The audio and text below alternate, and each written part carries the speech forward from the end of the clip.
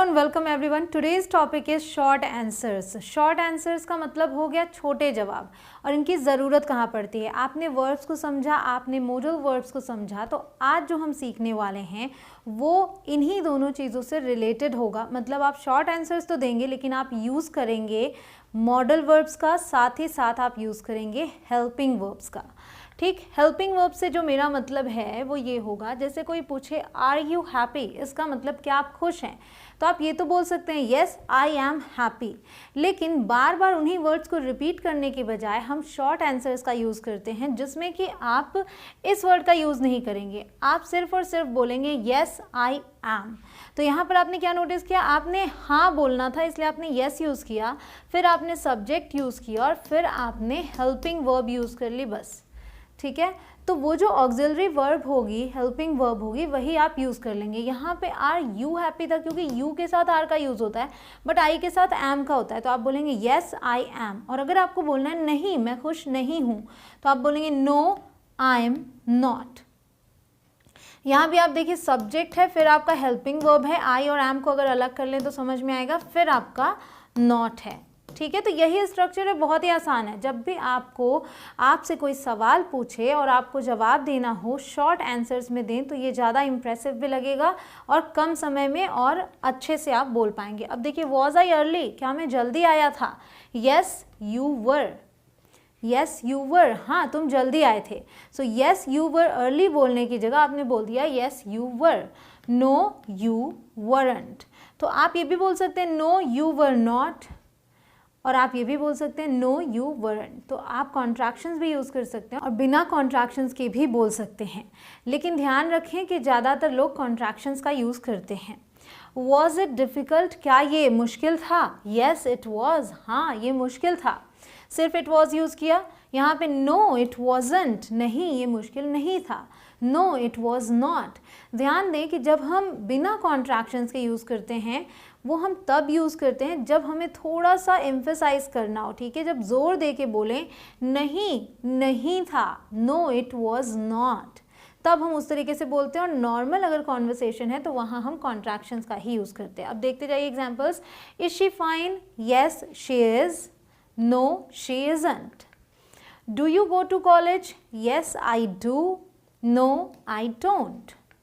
Does she fight with you, क्या वो तुमसे झगड़ा करती है। येस शी डज, हाँ वो करती है। नो शी डजंट, नहीं वो नहीं करती है।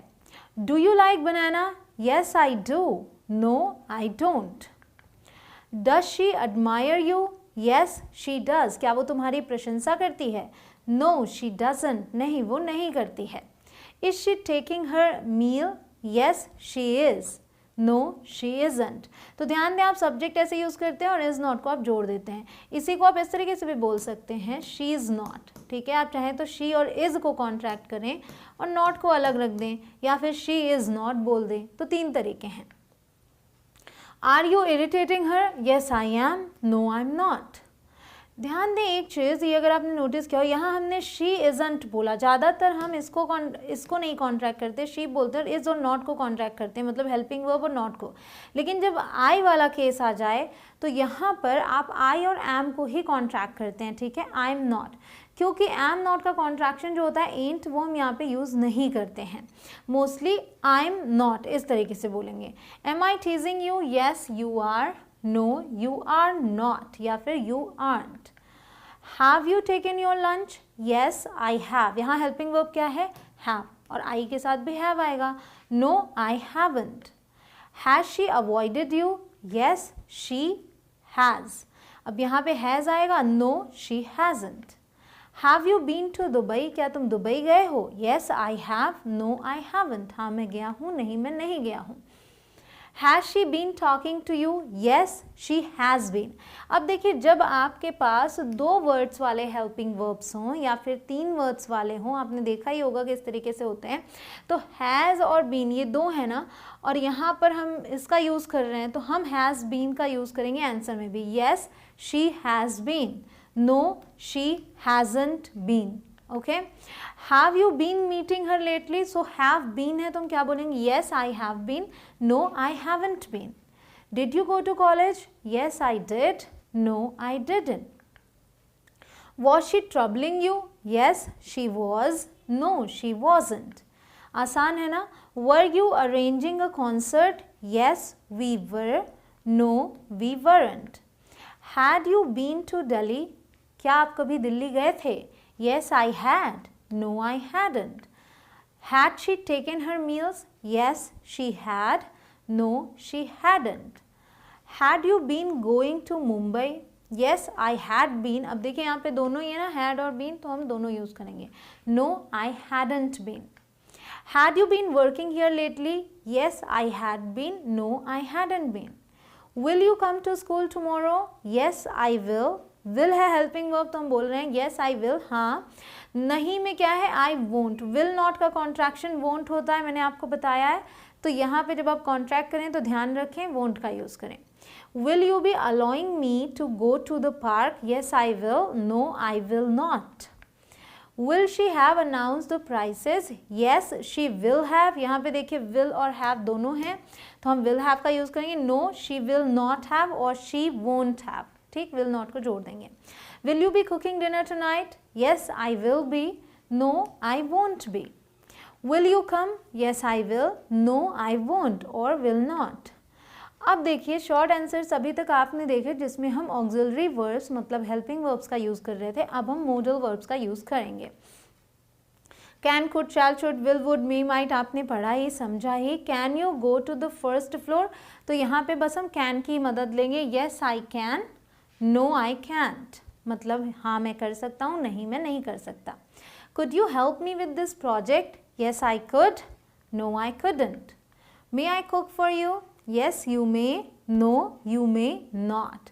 यहाँ पे आप इन दोनों को नहीं जोड़ते हैं. Might I take your help? Yes you might. No you might not.